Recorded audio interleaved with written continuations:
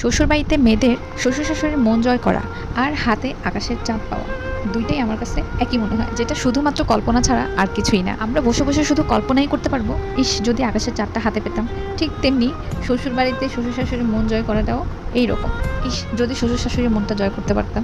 তো এটা শুধু আমাদের কল্পনাই থাকবে। সো হ্যালো এভরিওয়ান, কী অবস্থা সবার? আশা করছি সবাই অনেক ভালো আছে। আমাদের সবার লাইফে এমন কিছু মানুষ থাকে যাদের জন্য সব উজাড় করে দিয়ে করলেও বলবে আমাদের জন্য কি করছো। আর এইসব কথা শুনতে শুনতে আমি এখন একদমই অভ্যস্ত, মানে একদমই ইউজড হয়ে গেছি। এগুলো শুনলে না এখন আর আগের মতো মন খারাপ হয় না, কারণ এদের মতো অকৃতজ্ঞ যাদের জন্য আমি এত কিছু করলাম, যারা এগুলো স্বীকারই করলো না, তাদের থেকে আমি কিছু পাওয়ার আশা কিভাবে করব।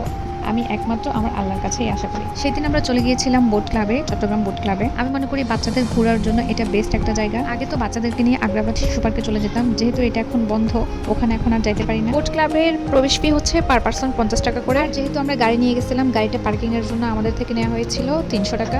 সব মিলিয়ে মনোরম একটা পরিবেশ, ফ্যামিলি নিয়ে ঘোরার মতো বেস্ট একটা জায়গা। এখানে বাচ্চাদেরকে কিডস জোনে রেখে আমরা পুরো জায়গাটা সুন্দর করে ঘুরে বেড়ালাম, ঘুরে ঘুরে দেখলাম। কিডস জোনের এখানে একজন গার্ড থাকে, আর উনি যখন ওইদিকে গেছে এই সুযোগে আমিও কিন্তু আমার মেয়েকে নিয়ে একটু দোলনা চড়ে ফেলছি। এই রাইডগুলোতে কিন্তু একটা এজ লিমিটেশন আছে, সেজন্য এখানে অ্যাডাল্ট পার্সনরা একদমই অ্যালাউ না। তবে এটা কিন্তু কেউ মানতেছিল না, আমি ছাড়াও আরো অনেকে এখানে বসে বসে দোলনা চড়ছে। আর এই যে এখানে আমাদের মাথার উপর দিয়ে একটা বিশাল প্লেন যাচ্ছে, আমার কাছে মনে হয় এখানে বসে থেকে অনেক কাছ থেকে প্লেন দেখা যায়। আর এই মোমেন্টটা আমার খুবই ভালো লাগে, এজন্যই এই জায়গাটা আমার এত বেশি প্রিয়। সব থেকে বড় কথা হলো বাচ্চারা এখানে খেলার জন্য বিশাল একটা স্পেস পায়, আর ওরা অনেক বেশি এনজয় করতে পারে।